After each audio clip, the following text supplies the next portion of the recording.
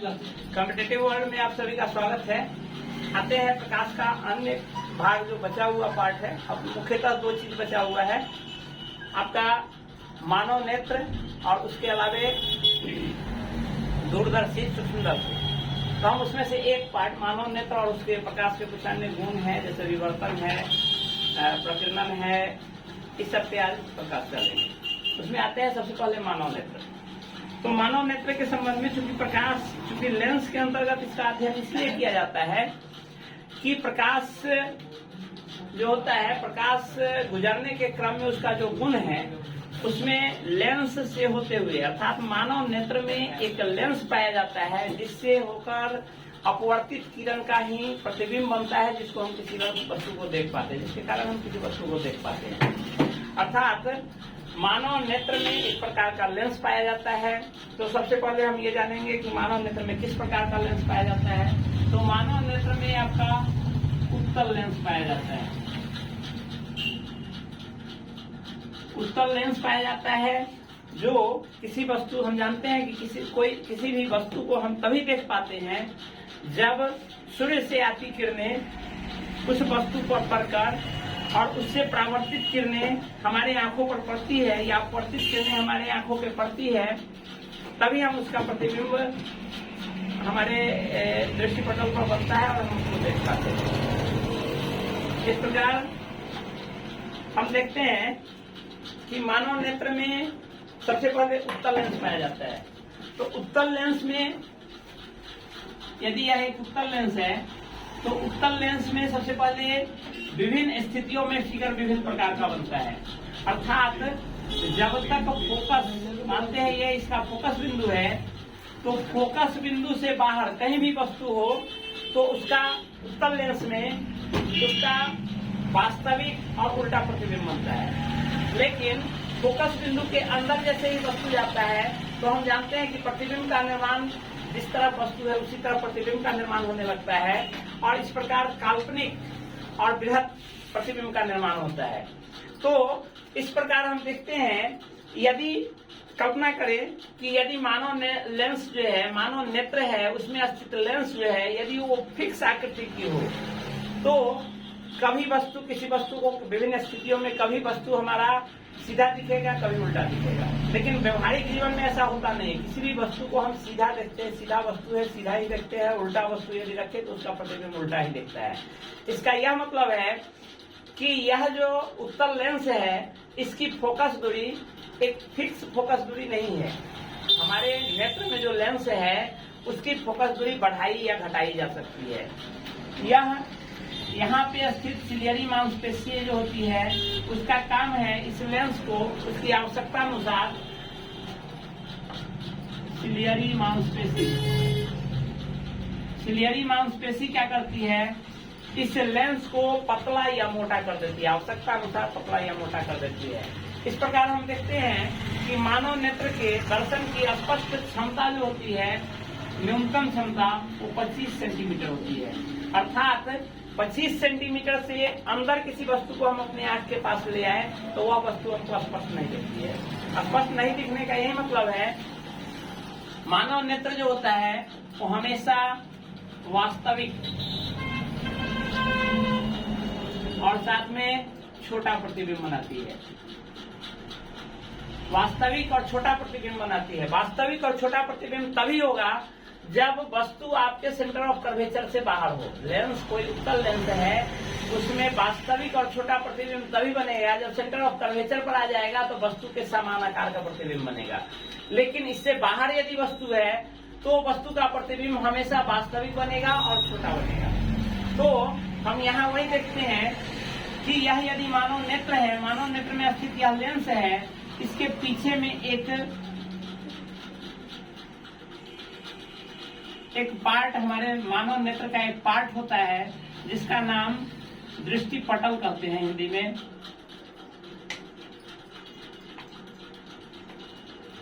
इसको हिंदी में दृष्टिपटल कहते हैं। इस दृष्टिपटल पर बनने वाले प्रतिबिंब को ही हमारा मस्तिष्क पढ़ पाता है। चाहे वस्तु कहीं भी हो, प्रतिबिंब हर हाल में इस दृष्टिपटल पर ही बनना चाहिए।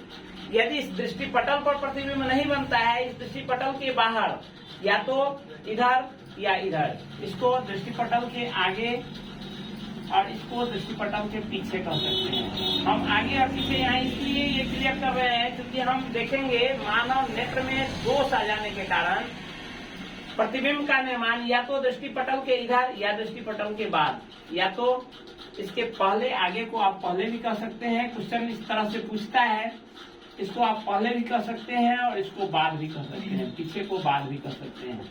तो हम देखेंगे अभी विभिन्न स्थितियों में हम देखेंगे कि मानव नेत्र में स्थित उत्तल लेंस जो है उसमें विकृति आ जाने के कारण उसका प्रतिबिंब का निर्माण इस दृष्टि पटल से पहले या दृष्टि पटल के बाद यदि बना देता है तो हमको वो वस्तु स्पष्ट नहीं दिखती है। उसका निवारण भी देखेंगे। तो सबसे पहले मानव नेत्र के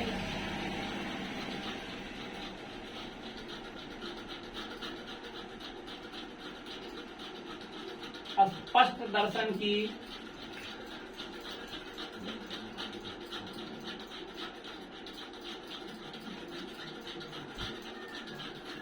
न्यूनतम दूरी जो होती है वो आपका 25 सेंटीमीटर होता है, ये याद रखना है। अर्थात वस्तु यदि हमारे मानव नेत्र से इस सेंटर ऑफ कर्वेचर के बाहर हो तो इसका स्पष्ट प्रतिबिंब और इस दृष्टि पटल पर बनाएगा। अर्थात यह हमारा सिलियरी मांसपेशी जो है यह मानव नेत्र को मोटा या पतला बना देगा, इस ढंग से बनाएगा कि 25 सेंटीमीटर, बशर्ते कि 25 सेंटीमीटर से बाहर हो। 25 सेंटीमीटर से बाहर होने का यह मतलब है कि इसका प्रतिबिंब इस तरह से एडजस्ट, इसके ये लेंस की मोटाई इस ढंग से एडजस्ट कर पाती है। यदि 25 सेंटीमीटर के अंदर ले आए तो हमारा सिलियर मांसपेशी उस, क्योंकि किसी भी वस्तु की एक निश्चित क्षमता होती है, तो निश्चित क्षमता के आधार पर यहाँ जो ये उत्तल लेंस है उस लेंस को मोटा या पतला करने की भी एक स्पष्ट क्षमता है। यदि उस क्षमता से मोटा, जैसे यहाँ सिंपली है कि यदि नजदीक की वस्तु हमको देखनी हो, नजदीक की वस्तु और दूर की वस्तु, यदि नजदीक की वस्तु देखनी हो तो हम अपने आंख पे, ये आप खुद से प्रयास करके देखिए, यदि आप नजदीक की वस्तु देखते हैं तो अपने आंख को सामान्य रूप में छोटा करते हैं, अर्थात छोटा करने का मतलब, और यदि दूर की वस्तु देखनी हो तो आप अपने आंख पे जोर डालते हैं और पूरा आंख खोलते हैं। पूरा आंख खोलने का यह मतलब है कि आप अपने लेंस को पतला बनाते हैं, आप अपने लेंस को पतला बनाते हैं। दूर की वस्तु देखने के लिए लेंस को पतला बनाना होता है, जबकि नजदीक की वस्तु को देखने के लिए आंख को छोटा करना पड़ता है, यानी लेंस को मोटा करता है। ये लेंस की मोटाई बढ़ाई जाती है। यह मोटाई सिलियरी मांसपेशी का काम है, इसको पतला करना और इसको मोटा करना। मोटाई बढ़ाती है, बढ़ता है।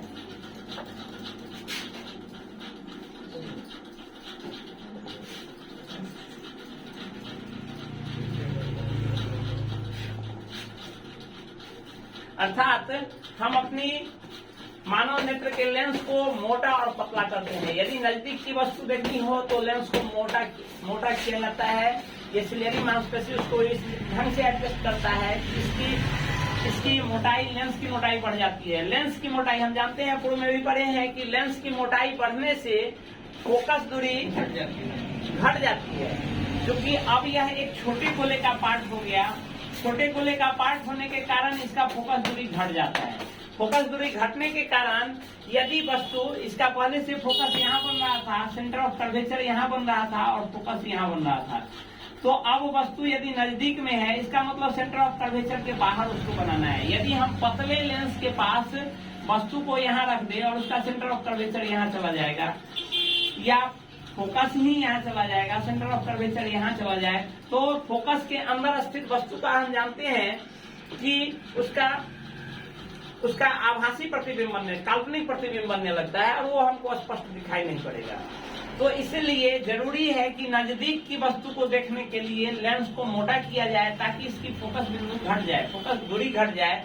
और फोकस दूरी घटने से क्या हो कि वो वस्तु एडजस्ट होकर के, हालांकि वस्तु की दूरी नहीं घटती है, वस्तु की दूरी उतनी ही रहती है, लेकिन लेंस को मोटा कर देने से हमारा सेंटर ऑफ कर्वेचर और फोकस दूरी जो है वो घट जाता है और वस्तु का प्रतिबिंब उसी तरफ और आभासी न बनकर हमारा वास्तविक प्रतिबिंब बनने लगता है और इस प्रकार हमको स्पष्ट वो वस्तु दिखता है। अब देखते हैं दृष्टि दोष।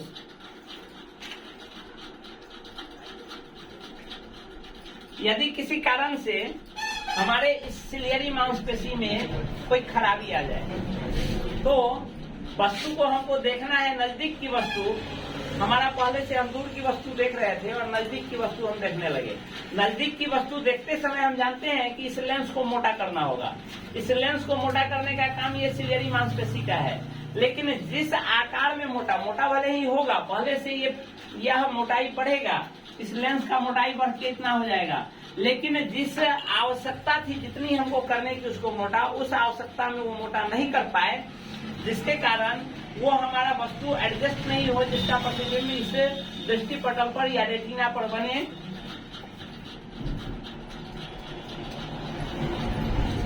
दृष्टि पटल या इस रेटिना पर बने, उस आवश्यकता में वो उसको मोटा नहीं कर पाया, जिसके कारण हमारा प्रतिबिंब क्या होगा कि इस दृष्टि पटल से, यहाँ जो दृष्टि पटल था हम जानते हैं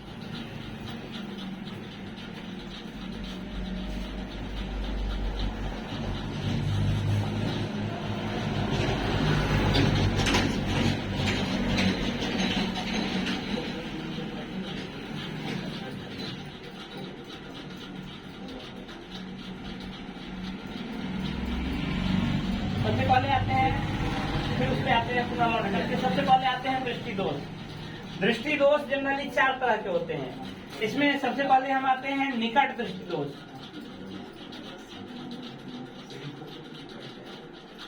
निकट दृष्टि दोष को मायोपिया भी कहते हैं। मायोपिया कहते हैं। इसमें जनरली नाम देखने से है कि निकट दृष्टि दोष। यदि आप सामान्य रूप में इसका अर्थ लगाएंगे तो होगा कि निकट के दृष्टि में दोष हो गया है, अर्थात निकट की वस्तु नहीं दिखती है। जबकि इसके नाम के आधार पर नहीं, इसका अर्थ ठीक उल्टा होता है। निकट दृष्टि दोष का मतलब यह नहीं है कि निकट की वस्तु स्पष्ट नहीं, निकट दृष्टि दोष में दूर की वस्तु स्पष्ट नहीं दिखती है। दूर की वस्तु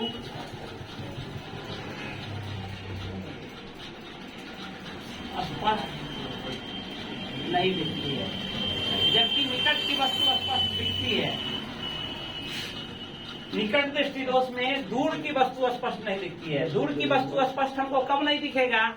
जब हमारे नेत्र गोलक, जब हमारा नेत्र लेंस क्या हो जाएगा, मोटा हो जाएगा या पतला हो जाएगा। दूर की वस्तु हमको स्पष्ट तब नहीं दिखेगी जब हमारा, मान लेते हैं कि वस्तु दूर में, बहुत दूर पर रखा हुआ है। दूर की वस्तु अर्थात यहाँ इसका लेते हैं सेंटर ऑफ कर्वेचर, यहाँ फोकस। यदि दूर की वस्तु यहाँ रखा हुआ है तो दूर की वस्तु सेंटर ऑफ कर्वेचर से दूर है। हम जानते हैं कि यहाँ पे क्या है, दृष्टि पटल है या रेटिना इसको कह सकते हैं। यहाँ पर रेटिना है, हर हाल में इसका प्रतिबिंब रेटिना पर बनना चाहिए। रेटिना पर बनने के बाद ही हमको स्पष्ट वस्तु दिखेगा। यदि रेटिना के पहले या बाद बन जाए तो हमको वो वस्तु स्पष्ट नहीं दिखेगा। दूर की वस्तु देखने के लिए हमको अपने इस लेंस को एडजस्ट करना होगा, इस तरह से एडजस्ट करना होगा कि इसका प्रतिबिंब रेटिना पर बने। अब रेटिना पर बने, इसके लिए जरूरी है कि यह लेंस जितना मोटा होगा उसकी फोकस दूरी उतनी कम होगी। हमको लेंस को पतला करने की जरूरत है ताकि इसका ठीक एग्जैक्ट हमारा प्रतिबिंब यहीं पर बने। इसको और पतला करने की जरूरत थी, इतना पतला करने की जरूरत थी, लेकिन हमारी सिलियरी मांसपेशिया जो है इसको पतला नहीं कर पाया। तो इसको पतला नहीं कर पाने के कारण ये पहले से जितना आवश्यकता था उससे मोटा रह गया। हम जानते हैं कि मोटा लेंस, कोई लेंस जितना अधिक मोटा होगा उसमें उसको उस किरण को डाइवर्ट करने की क्षमता उतनी अधिक होगी। अर्थात यह जो है यह जो है आपके प्रतिबिंब को वहां नहीं बना करके रेटिना के पहले ही बना देगा, यहीं पर इस दोनों किरण को कटा दिया। इस प्रकार यह प्रतिबिंब का निर्माण किया जो रेटिना से पहले कर दिया। यदि यह और मोटा हो जाए तो और पहले कटा देगा, यहीं पर बना देगा। और मोटा हो जाए तो और पहले कटा देगा। यदि यह पतला हो जाए तो वह इसको और पतला बनाया जा सके, इस प्रकार बनाया जा सके कि इसका प्रतिबिंब यहाँ पर निर्मित हो। यहाँ पर निर्मित होगा तो हमको स्पष्ट दिखेगा, लेकिन यहाँ पर निर्मित ना होकर के इससे पहले ही कटा दिया। इससे पहले किस स्थिति में कटा दिया? जब लेंस आवश्यकता से अधिक मोटा रह गया, आवश्यकता से अधिक मोटा रह गया।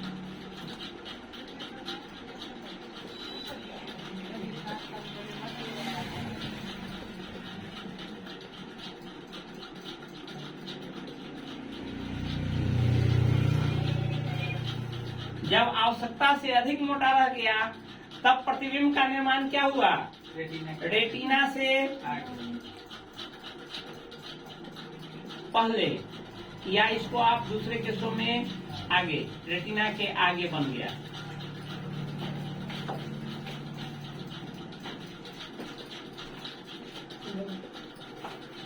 प्रतिबिंब का निर्माण हो गया।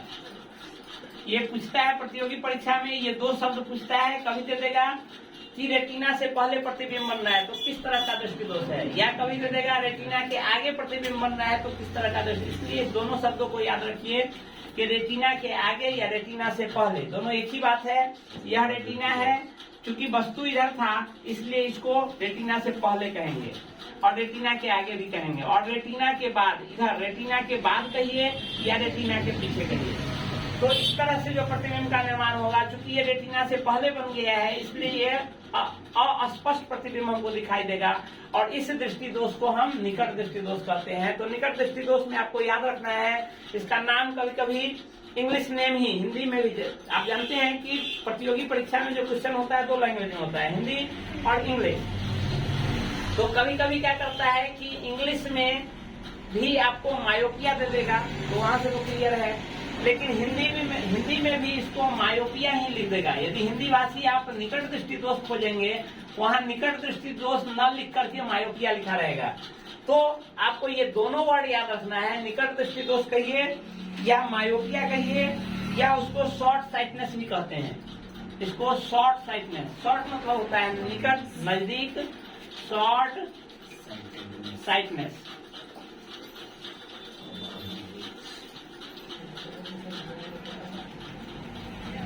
शॉर्ट साइटनेस इसको कहते हैं। तो ये 3 वर्ड है, इसमें से कोई भी वर्ड रहेगा उसको आप निकट दृष्टि दोष समझेंगे। इन तीनों वर्डों को याद रखेंगे और जानेंगे कि इसके ठीक उल्टा इसका ये होता है चरित्र। निकट दृष्टि दोष का मतलब यह नहीं कि निकट की वस्तु स्पष्ट नहीं दिखना, दूर की वस्तु स्पष्ट नहीं दिखना। और इसमें क्या होता है, ये किस कारण से होता है? आपके लेंस की आवश्यक मात्रा में पतला न होने के कारण होता है, यानी मोटाई अधिक रह जाता है। और इसमें प्रतिबिंब का निर्माण जो होता है रेटिना से पहले या रेटिना के आगे निर्माण हो जाता है। अब देखते हैं कि इसको हम दूर कैसे कर सकते हैं। यदि किसी में निकट दृष्टि दोष की समस्या है तो उसको किस लेंस का उपयोग करते हुए, लेंस का उपयोग करते हैं। हम जानते हैं कि हम जो गूगल यूज करते हैं, हम जो ये चश्मा यूज करते हैं, इसमें किसी एक लेंस का उपयोग किया हुआ होता है। लेंस का उपयोग इसलिए होता है कि इसकी क्षमता जितनी घट या बढ़ गई लेंस की, उसको निवारण करने के लिए, उसको दोष को हटाने के लिए एक एक्स्ट्रा लेंस बाहर से उपयोग में लाया जाता है। और वह लेंस क्या करता है, इसको एक डायरेक्शन में अपवर्तित प्रकाश देती है, और वो अपवर्तित प्रकाश इस ढंग से देता है, उसी को हम पावर कहते हैं। इस ढंग से वो प्रकाश देती है, अपवर्तित करके देता है कि वो ठीक जाकर के आपके रेटिना को प्रतिबिंब का निर्माण करे।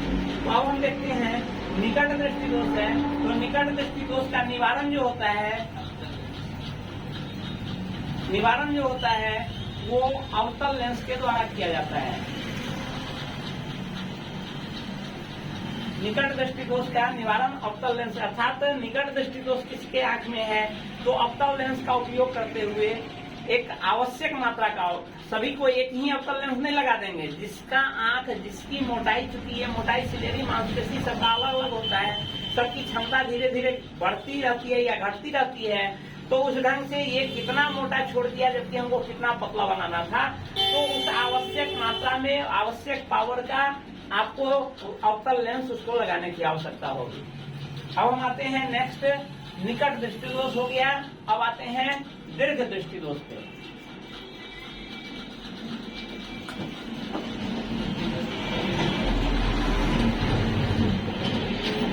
सेकंड जो है आपका दूर दृष्टि दोष कहिए या दीर्घ दृष्टि दोष कहिए, इसको लॉन्ग साइटनेस भी बोलते हैं। इंग्लिश में इसको आप लॉन्ग साइटनेस कहते हैं या फिर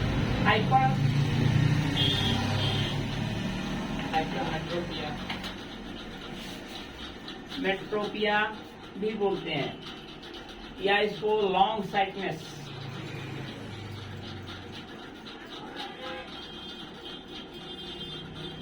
लॉन्ग साइटनेस भी बोलते हैं। जैसा हमने निकट दृष्टि दोष में देखा, ठीक उसी तरह से दूर दृष्टि दोष में भी है।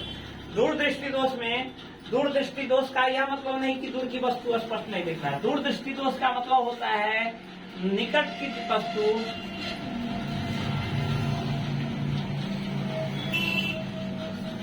अस्पष्ट दिखना,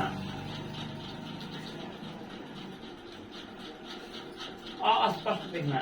निकट की वस्तु का प्रतिबिंब स्पष्ट नहीं बनेगा, उसको हम कहेंगे दूर दृष्टि दोष। जैसे फिर से हम एक क्या कहते हैं, मानव नेत्र में स्थित लेंस का उपयोग करते हैं और देखते हैं कि कैसे नहीं बनता है। यहाँ पे रेटिना है, यदि दृष्टि पटल कहिए या रेटिना कहिए, दो वर्ड को याद रखने की जरूरत है। ये भी पूछ देता है दृष्टि दोष में प्रतिबिंब कहाँ बनता है। तो आपको यहाँ पे यदि दृष्टि पटल के बदले आंख, कान, आइरिस भाग दे दे, कोरोना दे दे, अन्य भाग दे दे, तो वहाँ भी आपको दच्चा नहीं खाना है। इस वर्ड को याद रखना है, दृष्टि पटल या रेटिना, दोनों एक ही वर्ड है। हिंदी में दृष्टि पटल और इंग्लिश में उसको रेटिना कहते हैं। तो यहाँ पे रेटिना स्थित है, हम मानते हैं। अब हम चल रहे हैं दूर दृष्टि दोष के में। दूर दृष्टि दोष में निकट की वस्तु स्पष्ट नहीं दिखती है।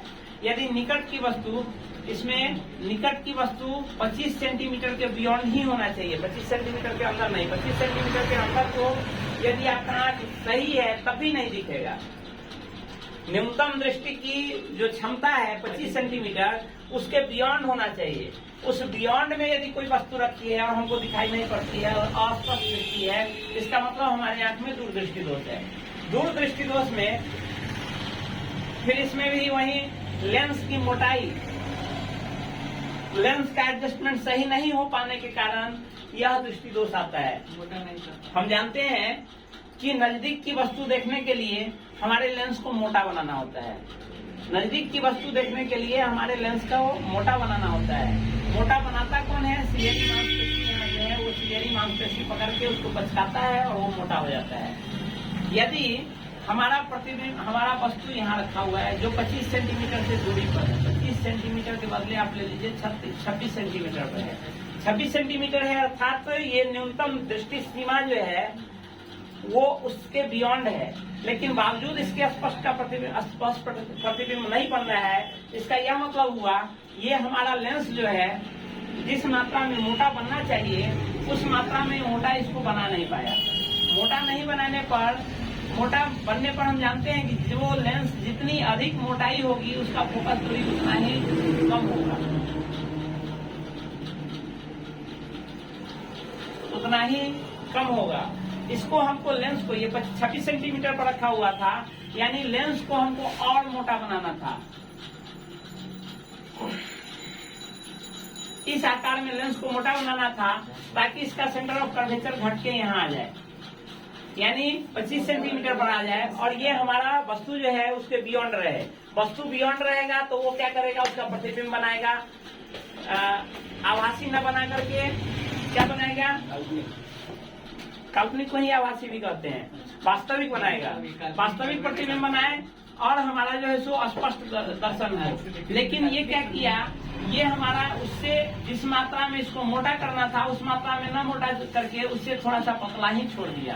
पतला छोड़ने से हमारा क्या हुआ, इसका प्रतिबिंब यदि यहाँ एफ आ जाए, यहाँ यदि आपका एफ आ जाए, इस ढंग से एफ यहाँ हो गया और सी यहाँ हो गया। हम देख रहे हैं कि एफ के अंदर वस्तु दिख रहा है, तो जैसे ही एफ के अंदर वस्तु, फोकस के अंदर वस्तु हो गया तो उसका क्या करेगा, आभासी प्रतिबिंब बना देगा और हमको अस्पष्ट फिगर दिखेगा। तो इस प्रकार हम इसमें देखते हैं इसका रीजन जो होता है, दूरदृष्टि दोष का रीजन क्या होता है, जिस मात्रा में हमको लेंस को मोटा करना था उस मात्रा में मोटा नहीं कर पाया, अर्थात लेंस की मोटाई घट जाती है। जानते हैं कि लेंस की मोटाई घटने से उसकी क्षमता क्या होती है, लेंस का जो जितना मोटा लेंस होगा उसकी क्षमता उतनी अधिक होगी, क्योंकि जो जितना मोटा ग्लास होगा वो हमारे प्रकाश की किरण को उतना ज्यादा अपवर्तित करेगा। तो मोटाई घट जाने से उसका जो हुआ, आपका मोटाई घटने से उसकी क्षमता, लेंस की क्षमता भी घट जाती है। क्षमता घट जाने से क्या होगा कि यह जो यहाँ से जो किरण चला, वह किरण इसको कटाना यहाँ पर था, यहाँ पर प्रतिबिंब बनाना था, लेकिन यह पतला होने के कारण यह इस किरण को कम मोड़ पाया। जिस मात्रा में इस किरण को मोड़ के इस रेटिना पर फिगर बनाना था उस मात्रा में नहीं मोड़ करके यह किरण थोड़ा आगे कटा पाया, और इस प्रकार प्रतिबिंब का निर्माण रेटिना के पीछे बना दिया। यहाँ पे प्रतिबिंब का निर्माण हुआ। हम जानते हैं रेटिना के पीछे कहिए या बाद कहिए, या तो रेटिना के पीछे बनाया या उसी को दूसरे वर्ड में हम बाद कहते हैं। रेटिना के बाद उस प्रतिबिंब का निर्माण हुआ, यानी प्रतिबिंब का निर्माण रेटिना के पीछे बाद होता है। और हम जानते हैं कि रेटिना के आगे या पीछे कहीं भी बने तो वो अस्पष्ट दिखाई पड़ेगा। रेटिना पर बना प्रतिबिंब ही हमको स्पष्ट दिखता है। तो अब इसका निवारण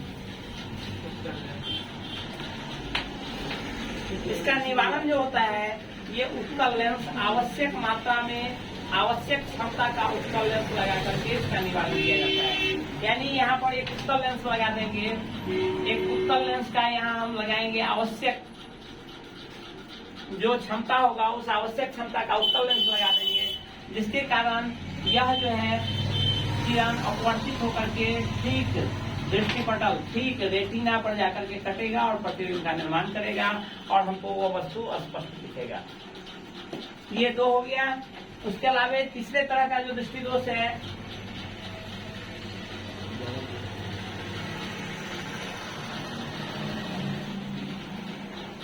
जरा दृष्टि दोष।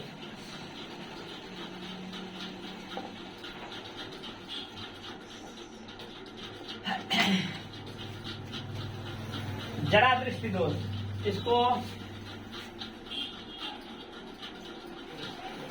पृष्ठ बायोपिया भी कहते हैं। इसमें हम देखते हैं कि जैसे निकट दृष्टि दोष और दीर्घ दृष्टि दोष या दूर दृष्टि दोष, इसके अलावे यह जरा दृष्टि दोष होता है पुरानी अवस्था में, अर्थात व्यक्ति को नहीं तो निकट और नहीं दूर की वस्तु स्पष्ट दिखाई पड़े, उसको जरा दृष्टि दोष कहते हैं। अर्थात दूर की वस्तु भी स्पष्ट नहीं है और निकट की वस्तु भी स्पष्ट नहीं है, दोनों दोष एक साथ आंख में आ जाए तो उसको जरा दृष्टि दोष कहते हैं। यह जरा दृष्टि दोष मेनली पुरानी अवस्थाओं में, यानी 40 के बाद, मैक्सिमम मानव नेत्र में यह आ ही जाता है 40 के बाद। जैसे ही एज जो 40 जाता है तो उसके बाद यह दोष 40 में आने पर आपको मेनली दूर दृष्टि दोष शुरू होता है, लेकिन धीरे धीरे आगे बढ़ते हैं तो फिर उसमें निकट दृष्टि दोष भी शुरू हो जाता है और इसको जरा दृष्टि दोष कहते हैं। जरा दृष्टि दोष में नहीं तो लेंस का मोटाई जितना करना था उतना कर पाया, नहीं तो मोटाई सामान्य अवस्था तक बना पाया और नहीं उसको पतला सामान्य अवस्था तक बना पाया। दोनों का दोनों न तो उसको मोटा बना पाता है जिस मात्रा में उसको मोटा करना था, और न ही उस मात्रा में पतला कर पाया, दोनों नहीं कर पाया, तो हमें जो दोष आएगा वो जरा दृष्टि दोष कहते हैं। जरा दृष्टि दोष जनरली वृद्धावस्था में आता है, ऐसे रोग होने के लिए कभी भी हो सकता है। इसका निवारण जो होता है, इसमें हम बाइफोकल लेंस,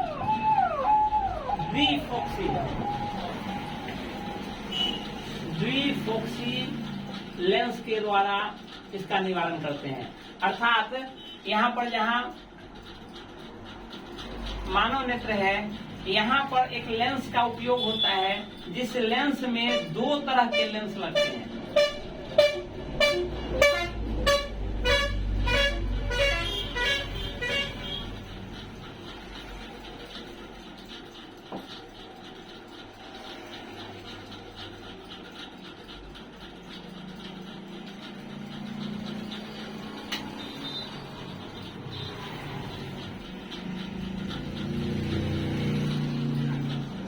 इस तरह का लेंस यहाँ पर लगता है और इसके द्वारा इसका निवारण होता है।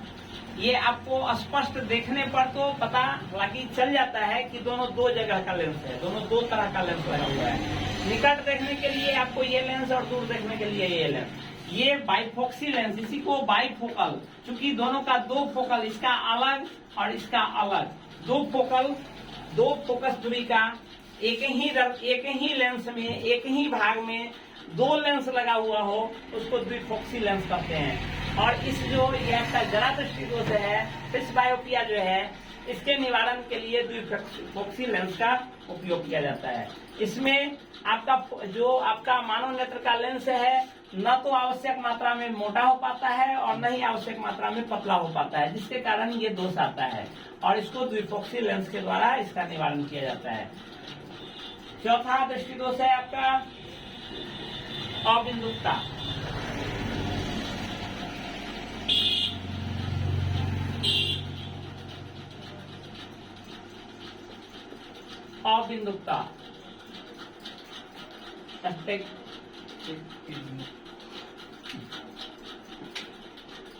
एस्टिग्मेटिज्म।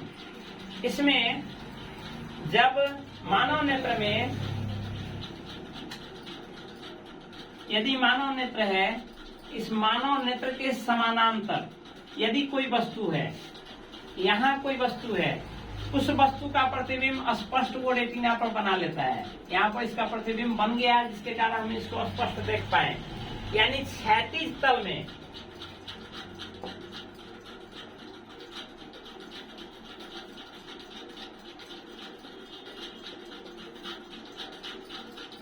स्थित वस्तु का स्पष्ट प्रतिबिंब, परंतु उदग्र तल में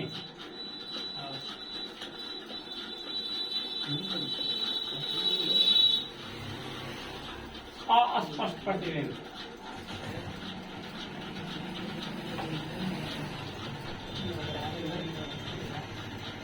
अर्थात मानव नेत्र के क्षैतिज में कहीं भी वस्तु रखा हुआ, चाहे वो नजदीक हो चाहे वो दूर हो, कहीं भी वस्तु रखा हुआ है तो उसका स्पष्ट प्रतिबिंब बने। लेकिन मानव नेत्र यहाँ है, वस्तु यहाँ पर हो, तो अब उसका स्पष्ट प्रतिबिंब नहीं बने। वैसे दोष को हम अबिंदुकता कहते हैं। अर्थात क्षैतिज तल में हमारे आंख के सीध में कोई वस्तु हो, चाहे वो निकट में हो चाहे वो दूर में हो, हम उस वस्तु का प्रतिबिंब स्पष्ट देख पाए। लेकिन आसमान की तरफ देख करके हम देखें, उसका स्पष्ट प्रतिबिंब नहीं बने।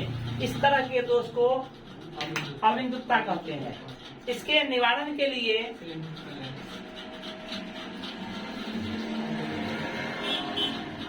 बेलनाकार लेंस,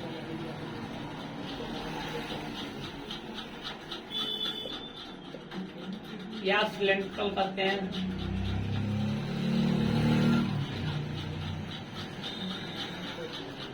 का उपयोग किया जाता है। इसके निवारण के लिए बेलनाकार लेंस का उपयोग किया जाता है। इस प्रकार हम देख लिए कि चारों तरह की जो दृष्टि दोष है, चारों तरह का निवारण है, चारों का रीजन है, और चारों में फिगर कहाँ बनता है। ये 4 पॉइंट, ये 3-4 पॉइंट जो है तो इम्पोर्टेंट है, इसको आप देखिए।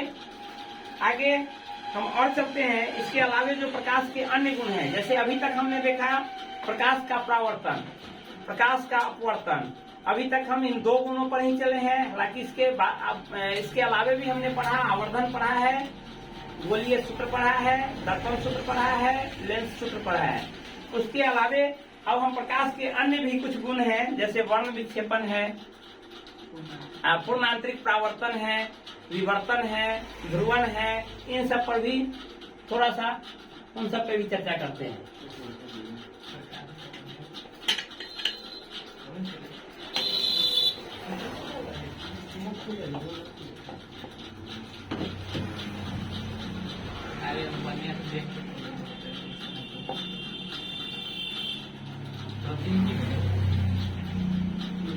आते हैं वर्ण विक्षेपण पे।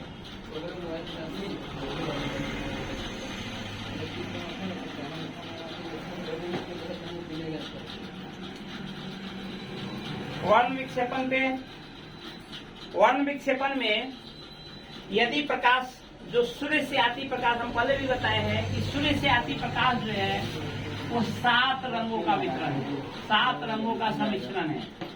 7 कलर्स एक साथ मिलते हैं तो वो बनाते हैं सफेद किरण। तो सूर्य से आती प्रकाश की किरणें सफेद किरण है। यदि उसको एक प्रिज्म से गुजारा जाए, हमने पहले भी कहा है कि ये 7 कलर का सम्मिश्रण है, सफेद किरण।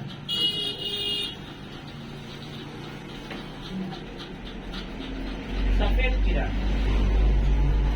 इस प्रिज्म से गुजरने के बाद यह प्रिज्म के आधार की ओर मुड़ जाती है और 7 अलग अलग किरणों में मुड़ती है।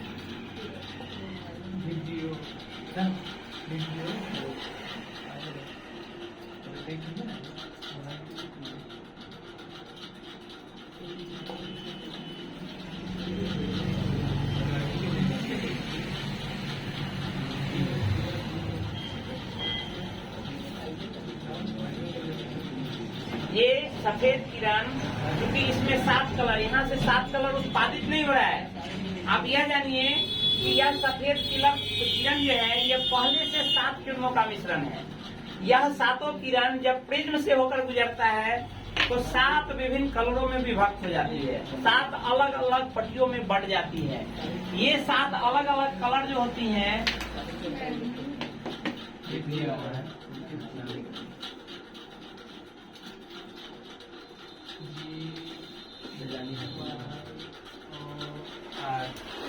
ये 7 अलग अलग कलर जो है, इसको यदि आप शॉर्ट में कहेंगे तो विबजियोर भी कह सकते हैं। इसका फुल फॉर्म भी आप जानिए, V for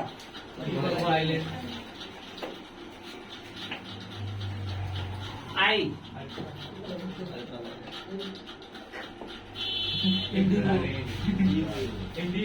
Indigo, B,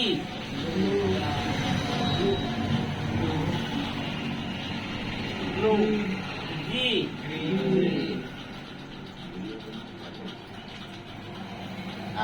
white, O और आर।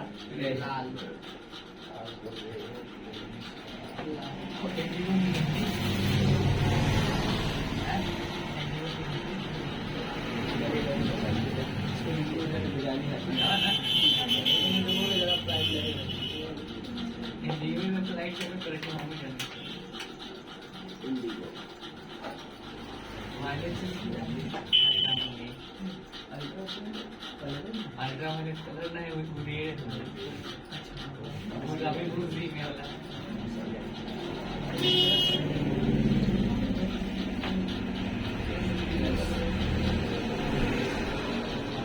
ये 7 कलर्स हैं। प्रकाश की इन 7 कलर्स में बंटने की घटना को वर्ण विक्षेपण कहते हैं। यानी प्रकाश 7 रंगों का सम्मिश्रण है और इन 7 मिश्रणों को अलग अलग पट्टी में प्राप्त करना, इन 7 कलर को अलग अलग बढ़ जाना, ये घटना जो होती है ये वर्ण विक्षेपण कहलाती है। वर्ण विक्षेपण में ध्यान रखिएगा कि 7 कलर्स जो हैं, सातों कलर की अलग अलग तरंगदैर्घ्य हैं। 7 कलर्स जो हैं, सातों कलर के प्रकाश की अलग अलग प्रकृति है, अलग अलग तरंगदैर्घ्य है। इसमें सर्वाधिक तरंगदैर्घ्य जो होता है रेड कलर का होता है। लाल प्रकाश जो होती है उसके प्रकाश का वेवलेंथ जो होता है सबसे अधिक होता है। और वहीं वायलेट जो आपका लाइट है, वायलेट रे है, उसका तरंगदैर्घ्य सबसे कम होता है। तो आप इसमें याद रखेंगे कि जिस प्रकाश किरण की तरंगदैर्घ्य जितनी अधिक होगी उसका विक्षेपण उतना कम होगा। जिसका तरंगदैर्घ्य जितना कम है उसका विक्षेपण उतना ज्यादा होगा। ये पॉइंट आपको याद रखना है। नेक्स्ट आते हैं, इसके आधार पर आप देखेंगे इसका जो हमारे दैनिक जीवन में उपयोग है इन वर्ण विक्षेपण की घटना का, इसके आधार पर इंद्रधनुष का निर्माण होता है। यदि आपसे पूछे, हालांकि वर्ण विक्षेपण इंद्रधनुष में केवल वर्ण विक्षेपण का उपयोग नहीं होता है, यद्यपि मूल घटना उसमें वर्ण विक्षेपण का होता है। कैसे? तो हम आते हैं थोड़ा आगे। हम जानते हैं कि बरसात के दिनों में इंद्रधनुष का निर्माण होता है। इंद्रधनुष का निर्माण जो होता है आकाश में, ये 7 कलर्स की एक पट्टी, मुड़ी हुई पट्टी होती है जिसको हम इंद्रधनुष कहते हैं।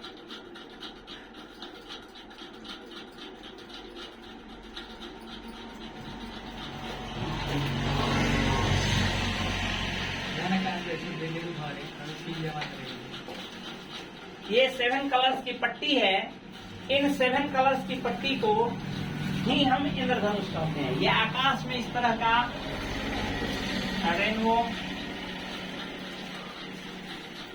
रेनबो का अर्थ है बारिश के दिनों में आकाश में बना बो में होता है धनुष।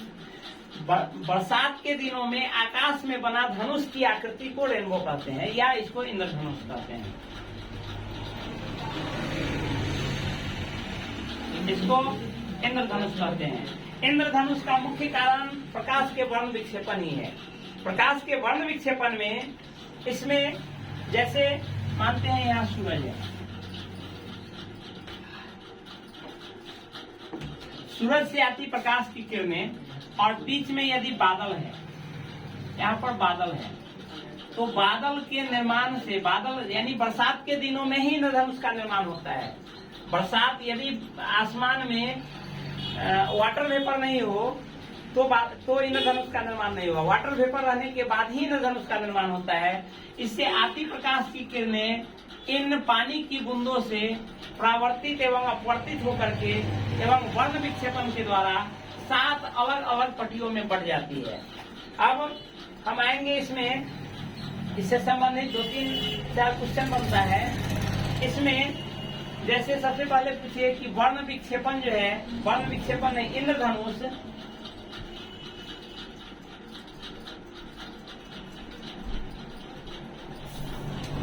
इंद्रधनुष में कौन कौन सी घटना होती है। तो इंद्रधनुष में, इंद्रधनुष हालांकि इंद्रधनुष 2 तरह के होते हैं, एक प्राथमिक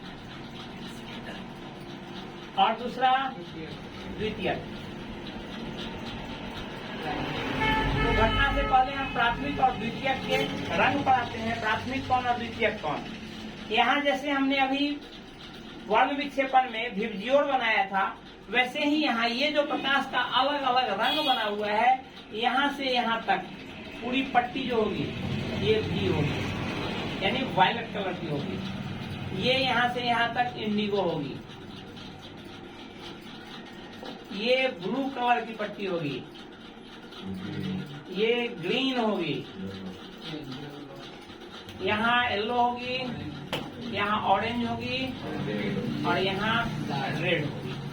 इस तरह की कलर पट्टी, हालांकि इसका कलर स्टैटिक नहीं रहेगा। जैसे यहाँ सबसे ज्यादा वायलेट होगा और यहाँ वायलेट से परिणत हल्का होते होते होते यहाँ से इंडिगो शुरू हो जाएगा, यानी यहाँ सबसे डीप वायलेट, यहाँ सबसे कम वायलेट, यहाँ से सबसे डीप इंडिगो, यहाँ धीरे धीरे इंडिगो समाप्त होकर के ब्लू होते चला जाएगा। इस ढंग से ये पट्टी घटते क्रम में होता है। और इस तरह से यदि आपका रेनबो जिसका सबसे बाहरी सतह, ये धनुष ऐसे मुड़ा हुआ है, ऐसे कर्व है, कर्व का यह बाहरी सतह हुआ और यह आंतरिक सतह हुआ। यदि रेड कलर बाहर की ओर हो, बाहर में यदि रेड हो, तो ऐसे बने इंद्रधनुष को प्राथमिक इंद्रधनुष कहते हैं।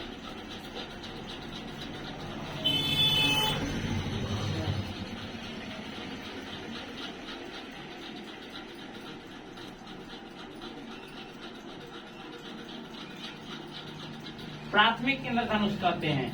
यदि कलर ठीक इसका अपोजिट हो जाए, यदि कलर इसका उल्टा हो जाए, ऐसे बढ़ जाए कलर, यहाँ रेड रहे, यहाँ वायलेट, इंडिगो, ब्लू, यहाँ ग्रीन, यहाँ येलो, यहाँ ऑरेंज और यहाँ रेड रहे, यदि इस तरह से इंद्रधनुष का निर्माण होता है तो यह द्वितीयक इंद्रधनुष होगा।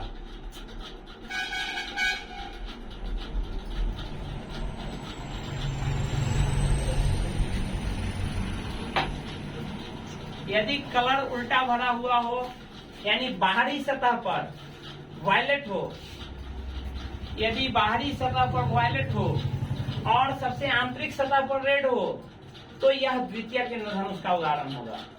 आप जब भी देखेंगे प्राथमिक इंद्रधनुष जो होगा ये स्पष्ट दिखता है, लेकिन यह इससे थोड़ा सा धुंधला होता है। द्वितीयक इंद्रधनुष हमेशा प्राथमिक इंद्रधनुष की तुलना में धुंधला होगा।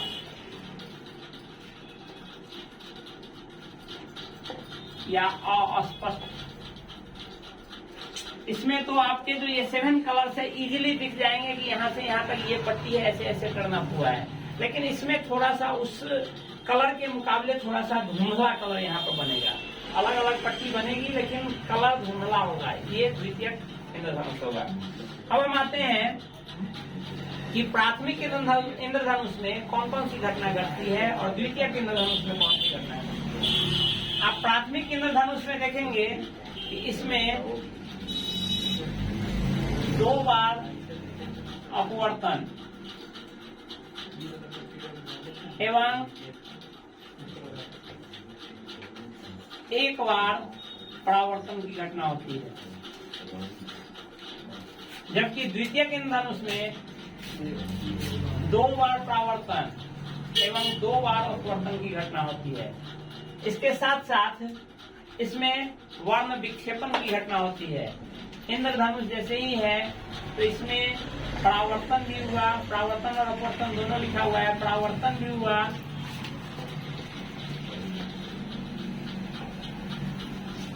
परावर्तन, अपवर्तन,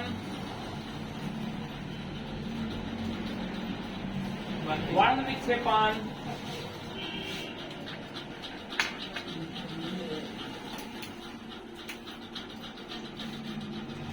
पूर्ण आंतरिक परावर्तन,